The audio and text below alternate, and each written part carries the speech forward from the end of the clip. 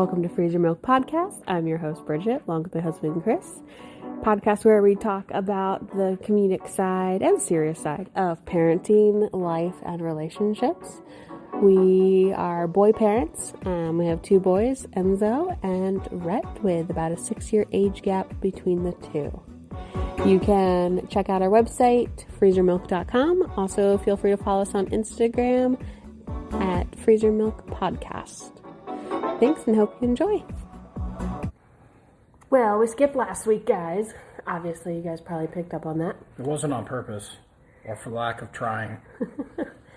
We were in the throes of moving to our new house, which everybody knows that's moved. That is a very dramatic and very painful experience. It wasn't really painful. Like, everything was taken care of. Just people. We had a lot going on. Yeah. Like the day before the move,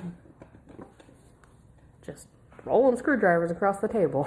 Mm-hmm. The day before the move, the day of the move, there's just a lot scheduled. As far as like day before the move, we had cable install, we had pest control since we wanted to get that done before the furniture got in. We had a backyard quote. You were doing some light fixtures and ceiling fans and stuff like that. We had to get the soft water moved over from the old house to the new house, all scheduled on the same day. And everybody showed up early. Mm-hmm. All at the same time. Yep. So it got a little crazy. Yeah, and they were still trying to punch out our house in the process. Yes. So we had construction coming and going all day too, to just finish up little things here and there on the house. It's not like when I was back in college when I moved from one apartment to the next, where I had I had my queen mattress and a dresser and a backpack. Now you actually have to think about it, plan it out, and make sure that you're looking ahead because you got to capture everything. You show up at the new house and you don't have power, then yeah, it's a whole different experience, and especially when you add children into it. Trying to watch children. We had my mom over here, and you've probably heard me talk about her in the past. Love her dearly, but when it comes to watching children, that is not her forte. No. She's a busybody, and she can't sit still. And she can't sit on the couch and watch the baby, or in his little confinement. She's got to be up and moving around. The kids playing with matches and knives and. He is not. I know. I'm just saying. That's what it felt like. So, interesting news. Rhett sleeps. Yeah, he now sleeps all of a sudden. That's a miracle. Thank freaking goodness. Of course, he held out until he moved to the new house. Mm-hmm. So we put him in his own room at the new house, and we had him play in his room a lot before he went to bed the first night. And so I think he felt really comfortable in the space, and then not being in the same room as us, I think helped him not realize us getting him out of his crib was an option. The dude woke up one time the first night, twice the second night, one time last night, and he's napping longer than 20 minutes. I know. If you put him in his room, he's napping over an hour now. It's a miracle. I don't know. Must be something in the air. It's a whole new baby. I'm so confused. It's crazy. But he's exploring, and he's all over the place because he started walking a couple weeks back, and he is just into everything. I think we invested so much money in child-proofing and locks for cabinets and doors. And these aren't even the locks we're going to actually have on the cabinets at the end of the day.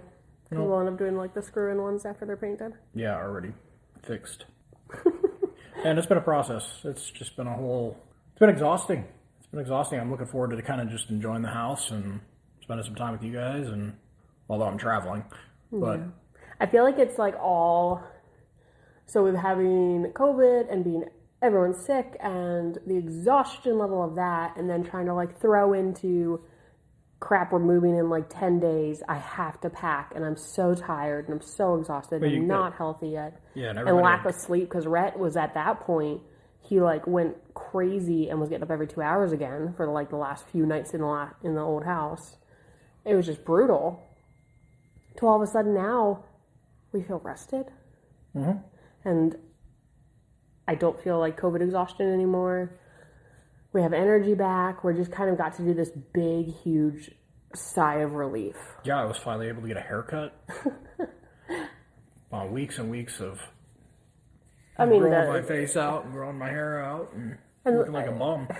Like the house planning has been like over a year at this point, with switching builders and everything else. So we've been at this constant pensive waiting state of when are we going to move in pretty much since July. Yeah.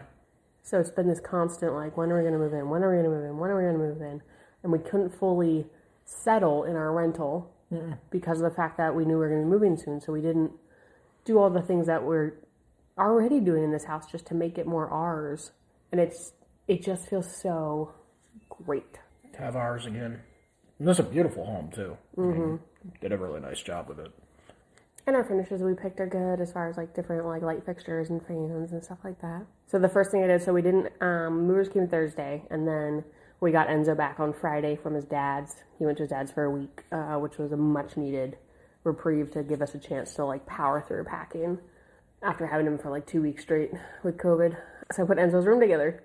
It was like the first thing I did that, and his playroom closet with all of his toys, and I went a little organizer happy. I got all like the little clear plastic containers with his toys in it, and like organized them all in his toy closet. But I think he loved it. Yeah, he did. He actually started playing with some of this stuff too. Surprised.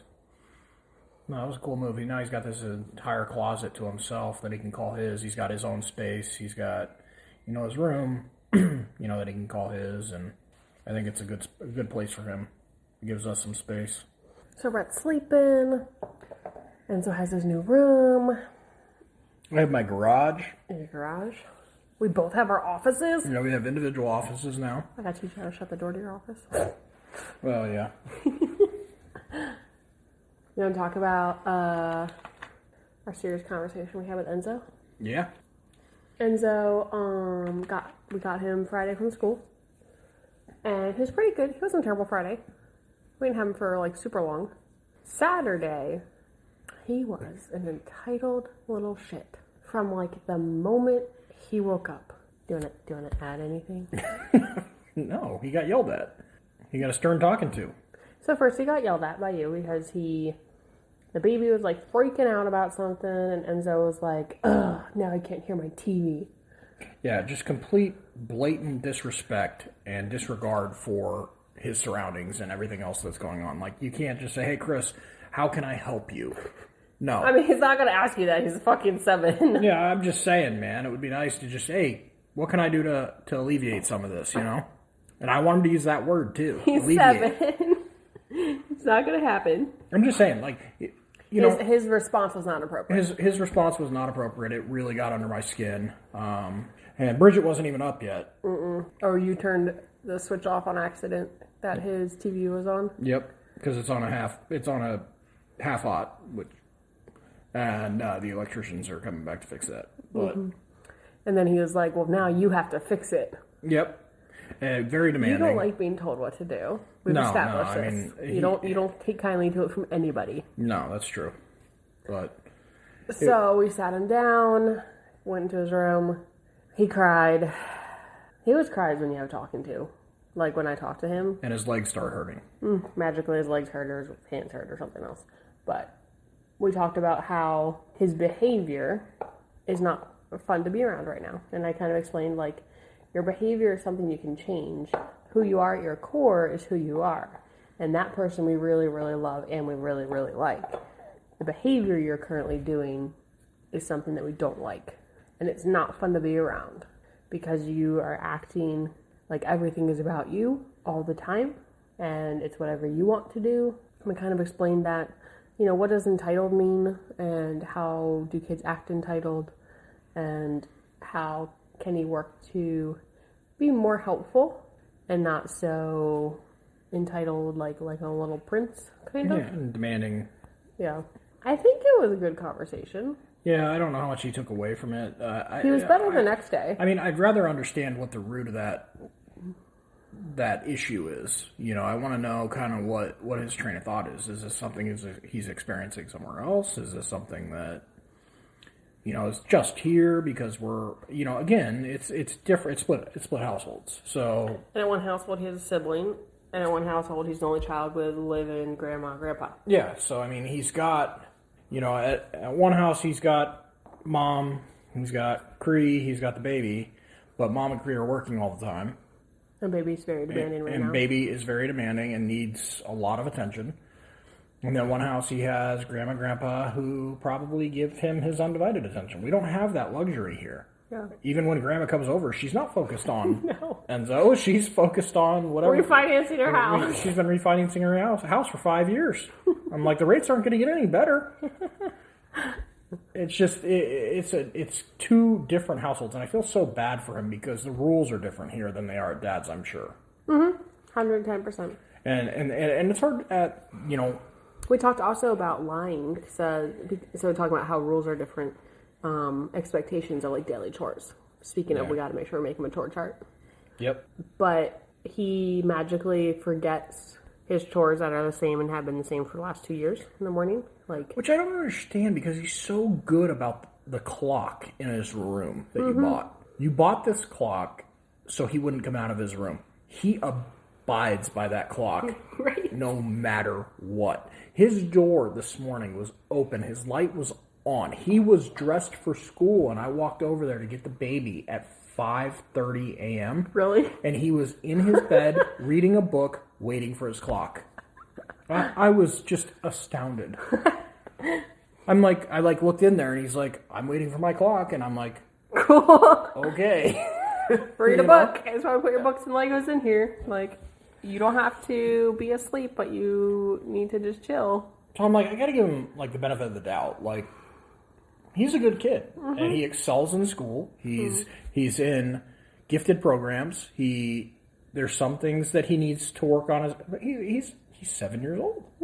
I mean, there's things that he needs to, focus on, but all in all, he's a really good kid. And I hate having those conversations with him because they're tough to have that conversation with him. It's tough because for some reason, somewhere along the line, he felt that the appropriate response is to shut down. Yep. So when you ask him, what are you feeling right now? I don't know. Yep. He has no idea. What are you thinking? I don't know. He can't give you a straight answer for any particular feeling. He can't tell you how he's feeling about something, and that was something I was trying to reiterate with him, was that, it's okay to feel. I'm hoping that boy child, that he would see it as, it's okay to be angry, it's okay to be sad, it's okay to be just whatever you're feeling, sit in those emotions, understand those emotions, and try and figure out where they're coming from. You gave him a good suggestion. Do you remember what it was about, writing? Yeah, I told him, hey man, I know you don't want to tell us. We told him, we said, hey, it would be better if you were like, hey, I am angry about this, and this is why, or I am feeling angry right now to us, so we know what's going on in your head, because we can't, we don't know. So I told him, I said, hey, if you are embarrassed or ashamed, which you shouldn't be, maybe you should try getting a journal or a piece of paper and just writing down one word of how you're feeling. So in the moment, if you're feeling angry, write down the word angry. Just keep a log of it, so at least you're getting that emotion out somehow. It's not going to be, full sentences, but at the same time, at least you're getting that emotion out, and you're not bottling it up. One thing that I've run into as an adult, as a child, as a teen, was bottling up my feelings, because unfortunately the mentors I had around me bottled up their feelings. It was not okay for men to express how they felt in certain situations. You bottle that shit up, and that's it. And Enzo does that now, which is so frustrating. Because I'd love for him to learn, expressing your emotion is healthy. But if he doesn't express his emotion, he's going to turn out like me, and he's going to bottle shit up, and he's going to get angry.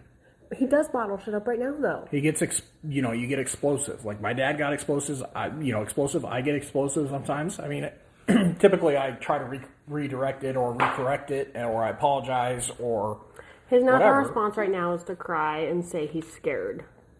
And I'm like, what are you scared of? The conversation? Are you scared that we don't love you anymore? I try to pry, and he's like, oh, well, I'm scared because I had a bad dream last night. Yeah. I don't feel like you know how to express the correct emotion or feeling yet. Yeah, no, I agree. But again, I'm trying to think back, when I was 7 years old, boys are different, man. They are very much, they see what their fathers are doing, or the male figures in their lives, and they kind of try to follow that. So that is something you and his dad have in common, is you guys both are more explosive, angry. Absolutely. And my dad was that way. And his dad was that way. Yeah. His dad's dad was that way. Yep. And that relationship. And so I'm trying to be better than that. It's hard. It's like your default wiring. Because I'm a very passionate person. Anybody that's ever had a phone conversation with me or, anything like that understands that I'm a very passionate person. And it sounds like I'm angry and mad, but I'm really not. I'm just very passionate about what I'm talking about. I called that out today. I came over to shut your office door and you're like, what the hell? Oh yeah, I'm in the middle of a call yelling at whoever. And you were talking to Justin. I know. I was talking to my project manager, and I said, I was trying to, set out the day and whatnot. And she came over, and she's got a door to her office. She comes over and shuts my door. I'm like, I couldn't even think straight in my office. I could hear him so loud. Yes, I am a very vocal. I am very passionate. Your voice gets booming. Yes, it comes off very. It comes off very stern, I would say, probably aggressive, but it's not necessarily how I'm feeling. That's just how I talk. Your voice just booms, especially in a professional setting. Yeah. If I'm just like hanging out at the couch, I'm kind of timid and quiet, and I don't know. I flip a switch. Anyway, I don't know why we went on this tangent, but the fact of the matter is what I'm trying to get at is how do you tell your children that it's okay to feel? Yeah. But then we get frustrated at him when his legs hurt. So when he started saying like his legs hurt during our like tough conversation, I was like, I don't want to hear it. I know that's like zero empathy and zero compassion because like maybe his legs do hurt or his head or his hands. But it's been like that forever. But to pull that card as it's kind of like how it used to be like hug whenever you'd have a stern conversation. He does it. He does it to me every day. But whenever you'd have a stern conversation, he used to like interrupt you and be like hug and try to like bat his eyes and be like, just give me a hug and we'll stop this awkwardness. I don't like it. I don't know how many times a day he asks me for a hug. Anybody that knows me, I am not a very physical touch person. And this is most definitely his love language. Most definitely. We all have our individual love languages. We all have our certain needs. Touch is not one of them, and I get touched out quickly. Especially with a baby. Absolutely. And it's just, how do you tell your kid that is completely different from you that it's okay to feel a certain way, but you don't? Mm-hmm. It's just, it's, and then you beat yourself up over it.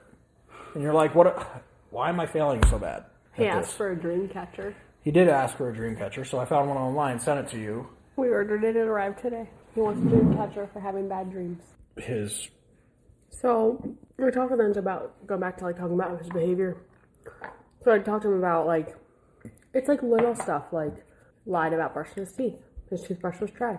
You asked him to put his clothes away, clean clothes away, and he like crumpled them up in a ball and threw them in the corner of his closet when he knows he's supposed to like fold them and hang them up. Making his bed, he forgot. Getting dressed out of his pajamas in the morning, he forgot.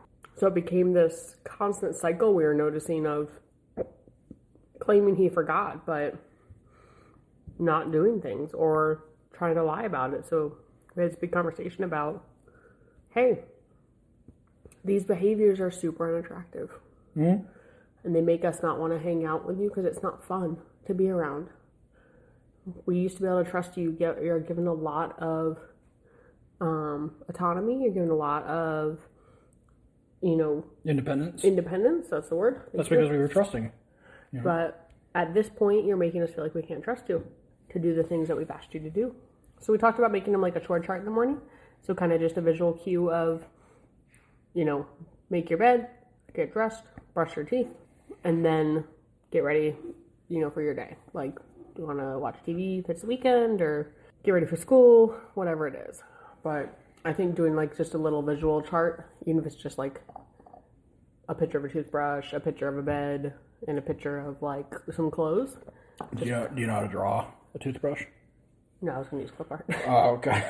I'm like, good, because I don't know how to draw that stuff. No. Not talented. I'm talented in some design areas and some creativity. That is not one of them. Yeah. At all. He's going to be like, what is that? I don't know. Is that a pencil? I don't know. We should start doing his Where's Waldo again. He enjoyed that. He did enjoy that because we spent, I don't know, an hour just sitting there going through Where's Waldo books with him. Didn't help his behavior any, but at least he was decent to be with during that. I didn't give him some quality, like one-on-one time. It's hard to give him quality. It was like yesterday during the Super Bowl. Oh my gosh. God, he wouldn't stop asking me questions. This kid is not a sports-inclined child. No. Which means that, because he doesn't get two hoots about sports, the fact that he kept asking you questions about football and the Super Bowl and the teams, I feel like he's literally doing that because he wants, like... attention. Your approval. On it.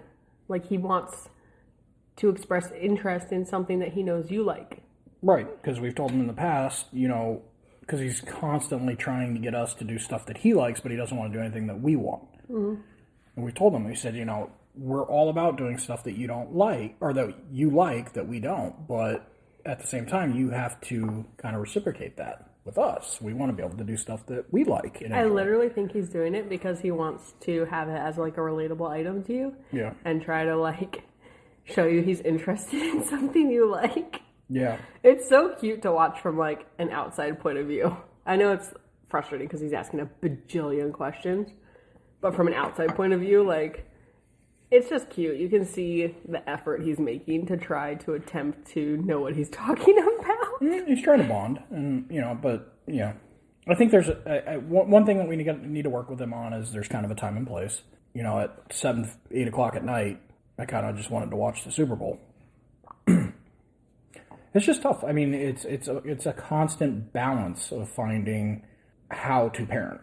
I don't think that there's any real answers. I wish there was a manual. I wish there was a manual because the problem is every kid's different.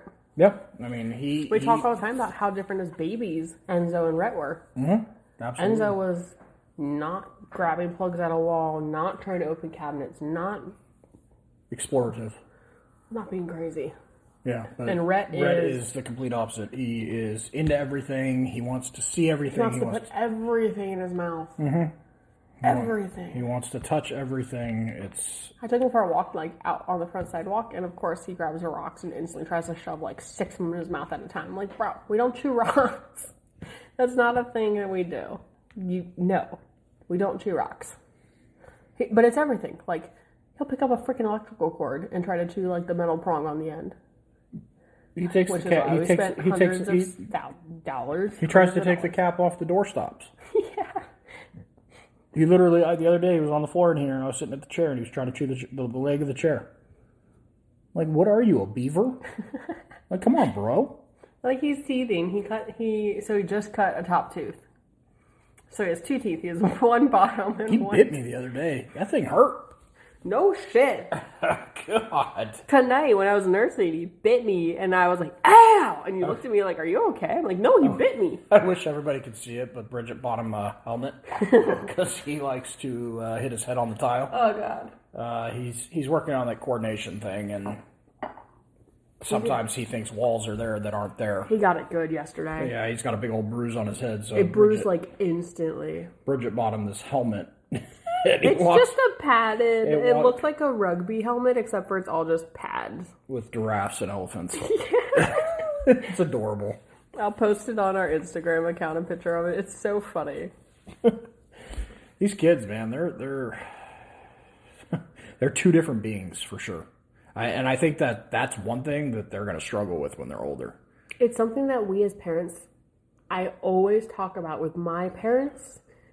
They tried to force Noelle and I into the same mold as far as they had one way of parenting, and it didn't matter that Noelle and I were very different individuals. Their one way of parenting, and if you buck up or you get out. And my parents were that way when they were there, you know. And I think the challenge for us is to figure out how do we parent to the child versus the child's needs, yeah, for sure. This is how I parent and fall in line, which is it's very hard and it's exhausting. But I think it's what we have to try to do to like give them the best version that we can. Yeah, I mean, yeah. Rhett has different needs than Enzo does. Doesn't he? He's way more crazy, but he is also. Let me tell you about that second-born child. He also gets very sensory overloaded. He does, and he's perfectly fine just going into a quiet room and just sitting there and playing with his one toy. What was he doing last night? He was eating spaghetti, sobbing while he was eating it. He was. I gave him spaghetti because we're obviously exploring foods, and he likes it. He was an emotional wreck. He definitely has a witching hour, and his witching hour is around 5 p.m. Sometimes it's like 6. Yeah, but 5 to 6. So I had him in his high chair. Mom, you were doing something. I had him in his high chair. I was trying to feed him some stuff, He was unpacking the closet. And he was eating spaghetti. He was fine at first. Yeah, he was fine at first, and then it hit him that he was over it. He was done. He had his favorite show on. He was not happy. He was literally just overstimulated. Something's going on. He was tired.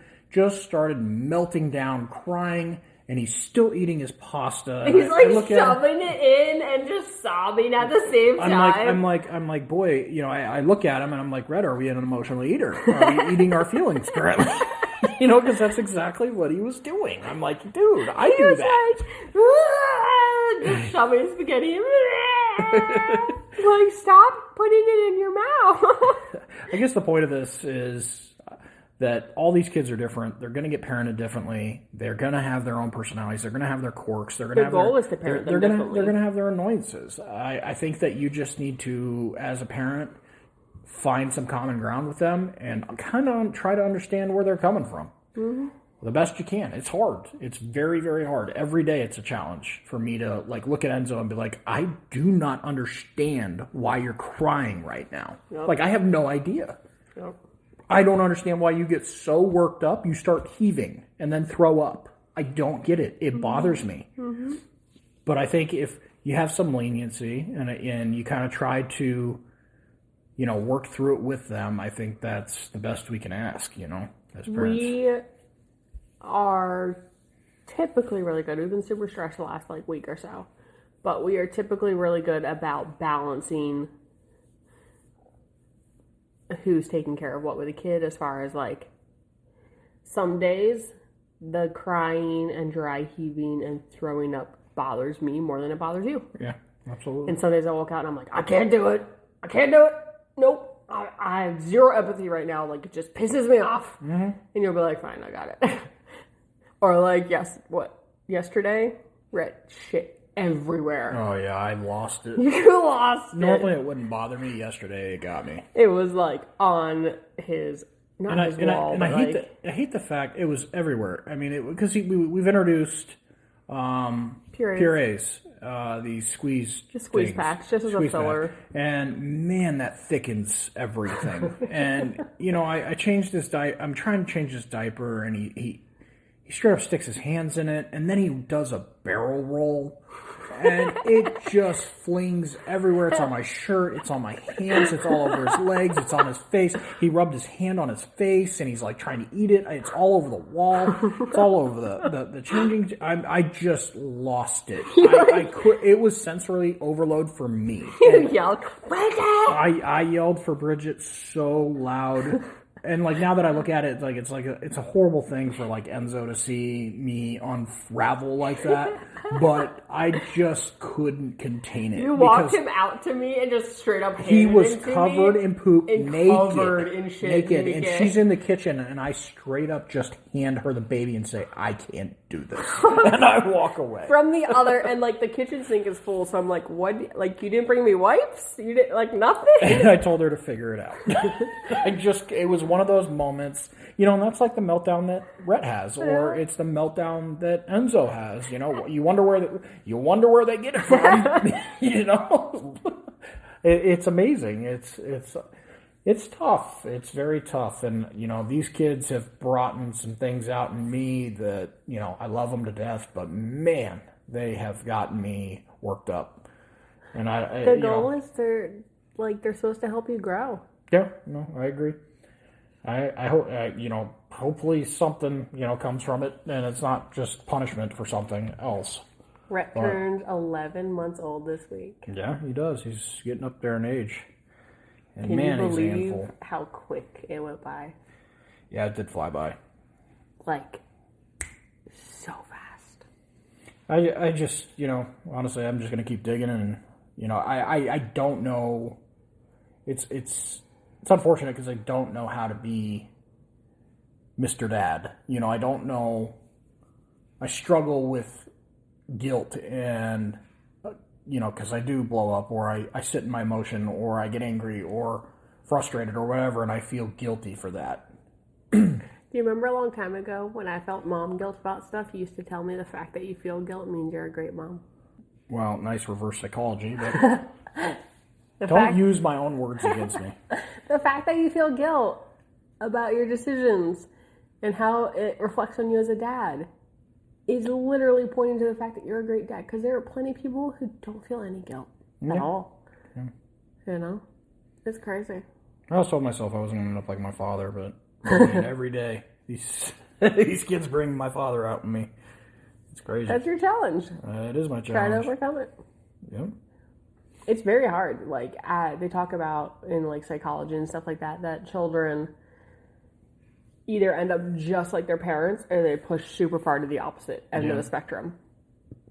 And it's very challenging because it goes to like the nature versus nurture. Like, this is what you grew up with, seeing. This is what was modeled for you. This is what you know as the default behavior.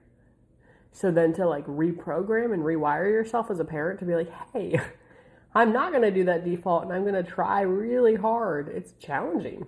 Yeah. And you're going to have days where you win at that, and you're going to have days where you lose. And that's normal. I feel like I lose more than I win recently. Yeah, it's been a stressful month. But, all right, guys, I think we're going to jump off. It's 8 p.m. here. It's bedtime. All right, we'll talk to you guys next week. Appreciate you.